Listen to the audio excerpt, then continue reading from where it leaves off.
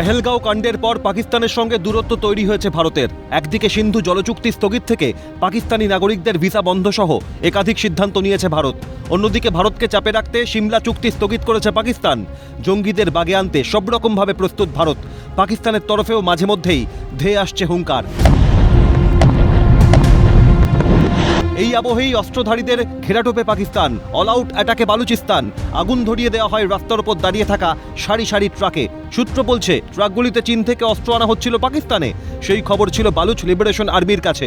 সেই মতো প্রস্তুতিও নিয়ে ফেলেছিল তারা। বালুচিস্তান সীমান্তে প্রবেশের পরেই আগুন ধরিয়ে দেয় অস্ত্রভর্তি ট্রাকগুলিতে। শুধু তাই না, চীনা ট্রাক সীমান্তে প্রবেশ করলেই ছাইয়ে পরিণত করার হুঁশিয়ারি বালুচিস্তানের।